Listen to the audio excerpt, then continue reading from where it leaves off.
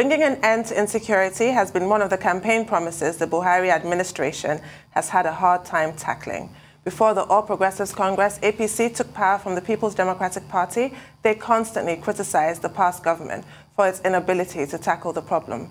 To aid the fight against insecurity in the northeast and other parts of the country, the president ordered the purchase of 12 Tucano fighter jets, amongst other reinforcements that had been made. It's now been 7 years since APC took over power, but the issue still lingers on as terror attacks and kidnappings have become the order of the day. However, the presidency on Sunday attributed the delayed delivery of 12 Tucano Superjets fighters for the Nigerian Air Force to fight insecurity across the country to comments made by those it described as, in quotes, the opponents of the Nigerian government, including the Catholic Bishop of the Diocese of Sokoto, Matthew Kuka. The presidency also highlighted that the poor interreligious relations between Christianity and Islam in the country were compounded by constant lobbying of U.S. Congress by the government's opponents, including Kuka. These were contained in a statement signed on Sunday by the Senior Special Assistant to the President on Media and Publicity, Garba Shehu, titled, "Predicting Nigeria's Collapse is a Perennial Pursuit of U.S. Think Tanks and Policy Experts." Joining us on the show this morning as we take a look at this latest statement from the presidency and if this is a move to deflect the blame for their inability to deliver their campaign promise is Dele Farotimi. Welcome to the show. Good morning, Dele. Good morning, Todon. I wish I could say it's a pleasure to see you, but I'm the one who is not able to see you, but I'm sure you can see me. It's a pleasure I can see you clearly, and it's a pleasure to see you, Dele. Anyway, thank you very much for joining us, Dele Farotimi. The Nigerian government says and that's Doc. Yes, yes, from the voice, I'm sure. Yeah, okay. The Nigerian government is saying that it's doing the best that it can possibly do to tackle insecurity in Nigeria. And from the Minister of Information to Femi Adesina to Garuba Shehu to the security chiefs, we understand that, yes, whatever anybody may think, that the government is doing very well. But that one, and this is the statement Tudun was referring to, that the U.S. has been inconsistent in terms of the support it has provided Nigeria so far with regard to the security challenges in the country. Two, the government blames northern and southern religious leaders, particularly Christians, of demarketing the country.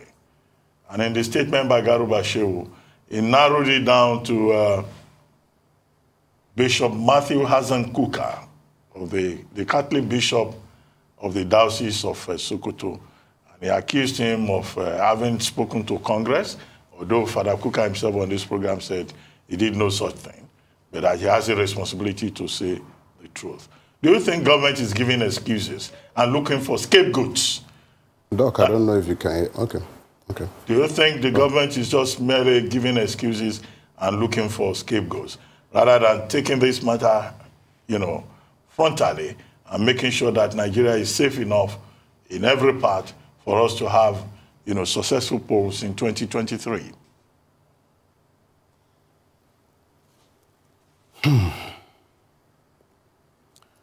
Good morning, Doctor. And Rufai, I know you're there, so I'm saying good morning to you as well. Morning.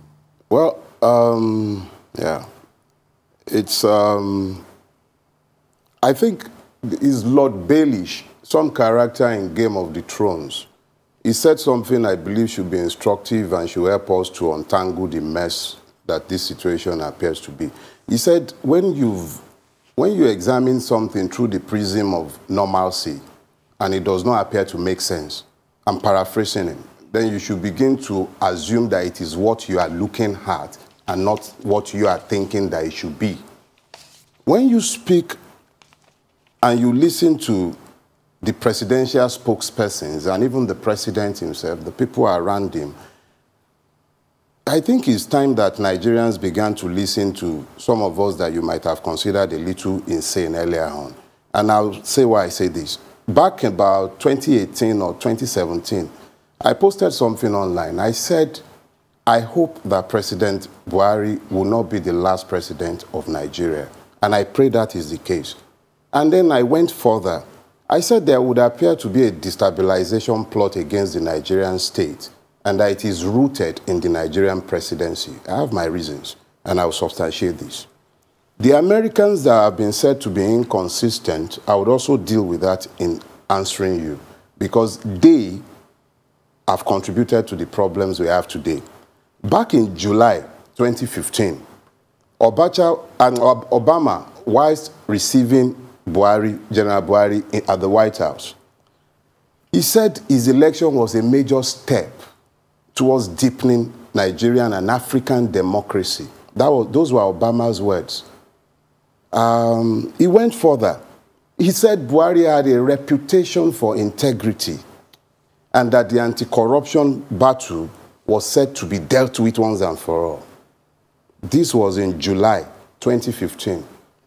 Nigerians were themselves as euphoric about President Buhari's election as the Americans were. High hopes. It took 6 months before we had a list of angels for ministers. So first of all the American expectations, which is where I begin to agree with the inconsistency tag that has been laid on the Americans. The question is, what is consistent in America's position in Nigeria? It's always been American interest.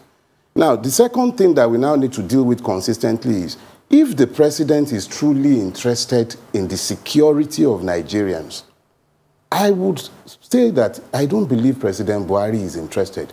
If anything, there would appear to be deliberate steps that have been taken to weaken the capacity of the Nigerian security forces in dealing with the security menace that we have in Nigeria. I am in Abuja today. I cannot travel 50 kilometers outside the Abuja city limits without armed escort. And where is the nation's capital? Kaduna, which is more or less the capital for the military infrastructure. You can't travel there by road. You can't travel there by air. You can't travel there by rail. And in this country today, you would think that the only problem Nigeria has, Yele Sowore, Nnamdi Kanu, Igboho, these are the problems of Nigeria. Vast part of Nigeria have become ungovernable for the Nigerian state. People are paying taxes to bandits who are actually terrorists. But they are still talking as though Bishop Kuka was fishing facts out of fiction. Reality is that each and every Nigerian, particularly those domiciled in the northern part of Nigeria, live with the reality of insecurity on a daily basis. It's their living reality. So when the government spokesperson comes out and attacks someone like Kuka, and I must say that someone like Reverend Azan Kuka, I've never met him before.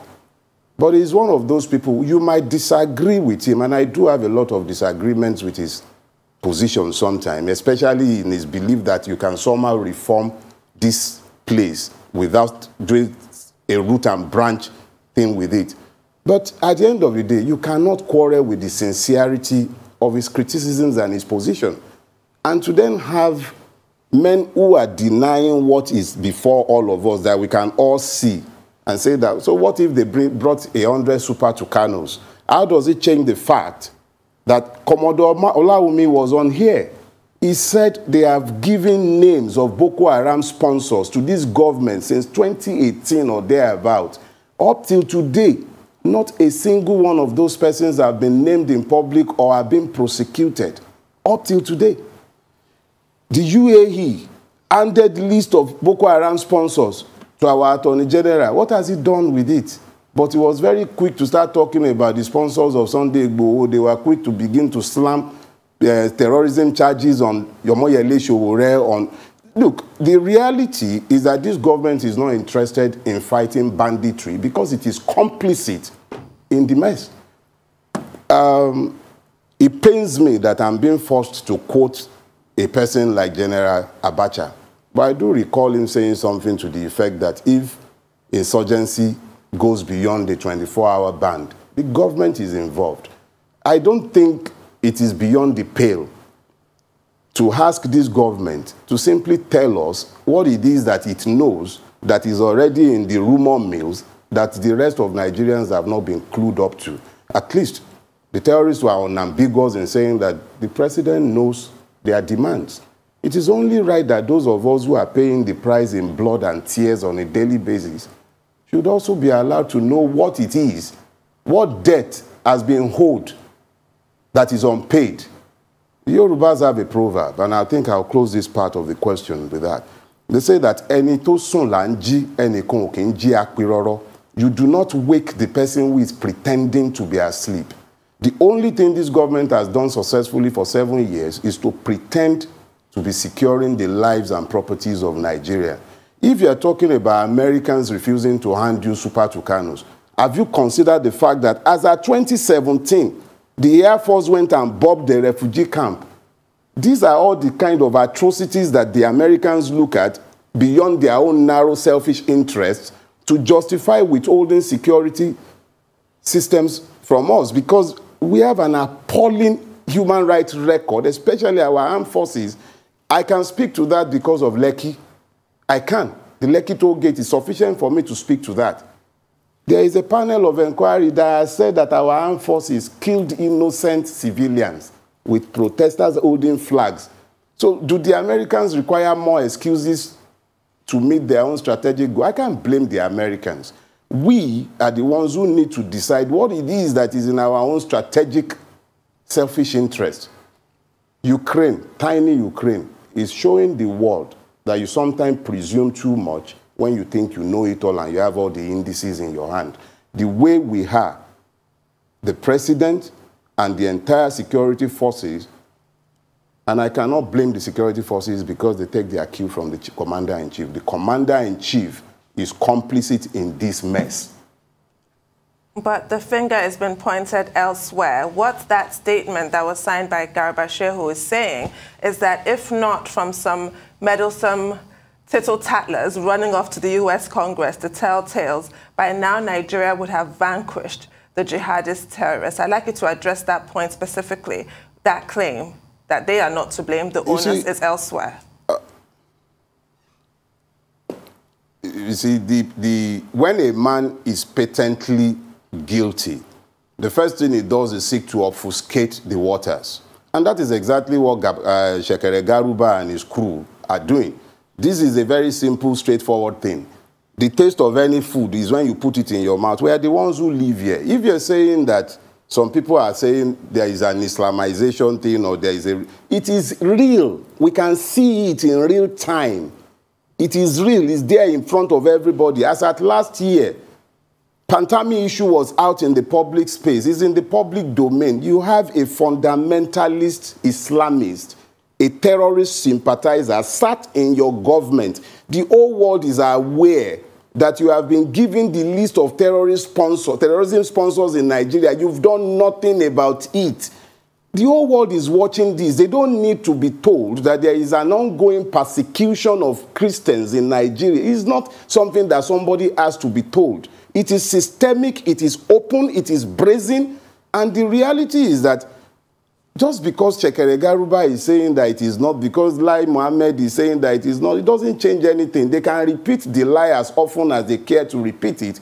The reality is that the person who is showing you a mirror by which you might behold your crass nudity cannot be the person you blame for what is showing you. You either fess up and then make the necessary adjustments to go back to the path of rectitude. Not that all this, look, they are deliberately muddying the water so that we will be discussing persons instead of discussing the issues.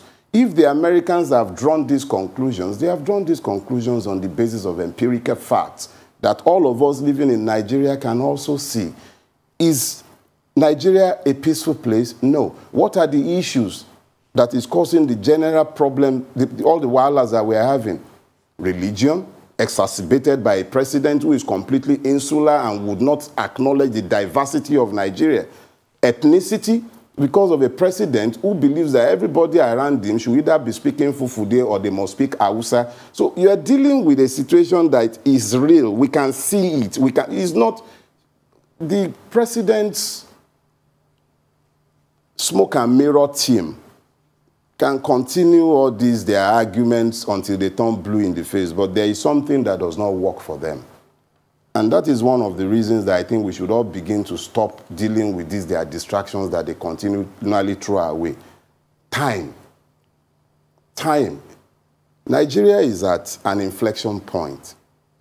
There is meant to be an election. They're talking about census. And I just told you I'm at the nation's capital, and I can't travel 50 kilometers outside the city limits. And they're talking elections. They're talking census. Now they want us to be debating which one of the many angels that have succeeded. So I think in as much as we ought to be responding to people when they speak, we should also be careful not to allow ourselves to be unnecessarily distracted by professional smoke and mirror. This thing is just noise. They don't want to deal with the issues Father Azan Kuka has laid on the table. They are either going to say, yes, these things are true, or they are false. The man he's been very kind to them. He's been very kind. He's just simply stated the truth.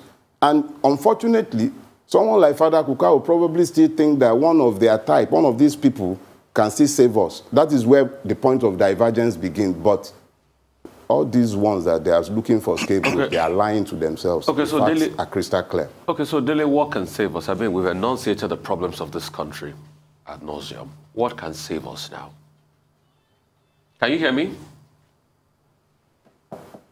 Can you hear me? I didn't get you, please. I said, what can save us? Now I can. Now. The truth. Only the truth, nothing else. I tell people the truth is both a sword and a shield. The truth is the only thing that can save Nigerians in this hour, because we are like less than a year from doomsday. Some people are sat today, they are gaming the scenarios. They are thinking about a succession game that is predicated on personnel changes, and some people are hanging their hat on the ability of one Superman or the other to save Nigeria. I am aware that the National Assembly has sent its fraudulent amendments to the state assemblies. It's clear that it will not go anywhere because it does not reflect the will of the people. Let's be bold enough to tell ourselves the truth. This country is not working and hasn't been working for the last probably 60 years. I'm sorry I'm going to take us back because it answers the question. I believe one of the president's spokesperson was talking about how democracy has endured since 1999. What he fails to acknowledge and understand is that what has endured is a coup against the Nigerian people. The 1999 Constitution, Decree 24, is a coup against the Nigerian people. It has endured in spite of their protests, in spite of their demands that it be removed from their neck. The only reason we've had the continuing wars and the deepening of the Nigerian crisis is the refusal to acknowledge the truth of the illegitimacy of that construct called the 99 Constitution. So when they point at it as an example of how we have had continuous democratic rule, is a lie. We are not a democracy. The will of the people have not been given effect to. If anything, the system has worked to curtail our will in a pseudo-democracy that does not answer to the yearning of the Nigerian people. So what can save us? The truth. And the truth is this. Nigeria would never have been if it had not been agreed as a federation.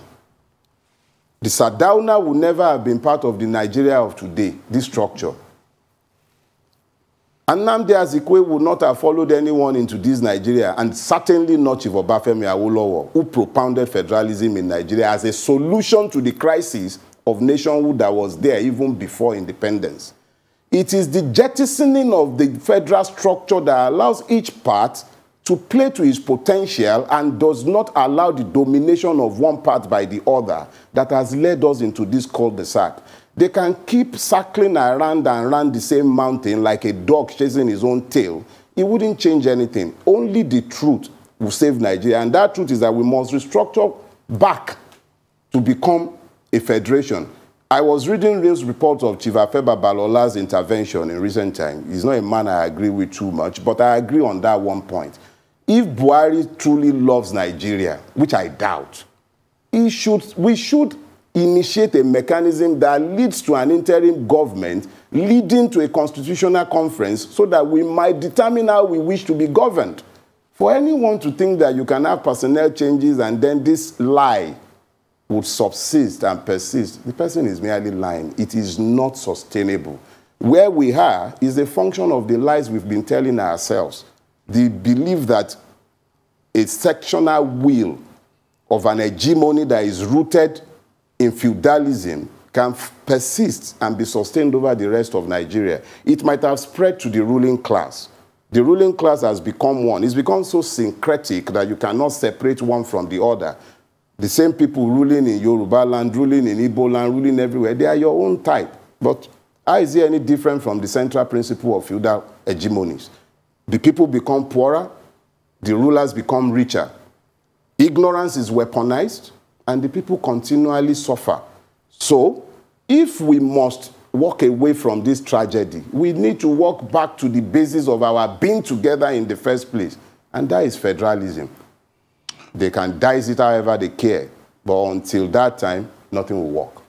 Okay, Dele Farotimi, I get your point about restructuring, but other points you were making about truth as what can save Nigeria. Well, you know, truth is relative. And to many people, what constitutes the truth is an abstraction. Even Pontius Pilate asked the question in the Holy Book, what is truth? So you may recommend restructuring in a country of over 200 million people. Some other people will say, well, that is not the truth in their own reckoning. So that's the problem. Getting to build the consensus, the same consensus we were discussing with Osita Chidoka. Now, you brought up the recommendation by Chief Afeba Balola, SAN. Only yesterday, on another program, when I was discussing with Michael Zekome, SAN, I'd asked him whether indeed there is a legal framework for an interim national government in the Nigerian constitution. And you'll recall that the last time that we had an interim national government, it was the Court of Justice, Dolakwa Akinsanya, of blessed memory, that declared that interim national government illegal, null, and void. So Chief Afeba may have made that recommendation on the basis of what he thinks is a defective constitution. But is there any legal basis for that action? And is it even feasible for anybody to postpone or suspend the 2023 general election outside the framework of the Constitution? And even if it is within the framework of the Constitution, those conditions for declaring a state of emergency, those objective conditions are not here with us right now. May I? Well, I'll first of all deal with the subjectivity of truth. The moment you subjectivize the truth, it becomes a lie. It is either the truth or it is not the truth. I know that people speak in terms of shades to the truth, but let's get something clear, Doc. Yorubas have a proverb. They say, Tiroba lologun odun, otok aba isheju kan. That is suggestive of the fact that when the light travels for a season, the truth will catch up with it someday. I do not believe that the truth chases the lie. The truth is immobile. It stays in the same place, constant as the northern star. The lie travels all around and around and around, and it comes back to where the truth subsists. So let's be clear about something. People can keep lying to themselves about what constitutes the truth and what a lie might look like. But what I can tell you for a fact is this. The truth about Nigeria is that it would never have been if it wasn't based on federalism.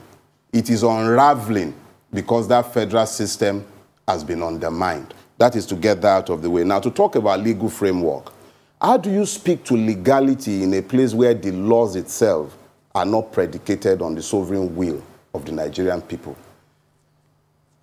Decree 24 is a lie. It is not reflective of our will. I said if President Buhari will find the goodwill. I speak to that because as of today, however much I might quarrel with the legitimacy of his office or the legitimacy of the 1999 Constitution, I must admit to the fact that whether I like it or not, it doesn't change the fact that it is the law. But that law, to the obvious reason of anyone who is bothering to think about the future of Nigeria, it has collapsed. If constitutional order has not collapsed, we will not be in this mess. Yes, there might be election in one state and they will say, yes, we've had election. But does that change the fact that that election would not solve the problem? It would only exacerbate it. So when we are suggesting these things that might seem extra-legal, because they are, it's because our situation is not going to be changed by trying to work with the same maze in which we've been placed, which it has guaranteed that you go round and round and round in the same circle, and you'll find no solution. That is why I'm always talking about it being a revolution.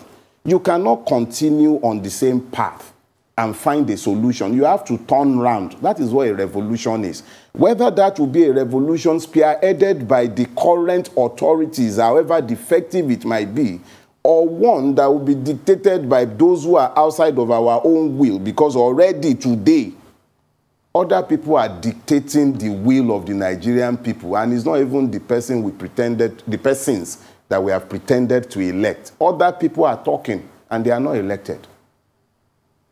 Well, thank you very much, Dele Farotimi. Thank you for joining us today.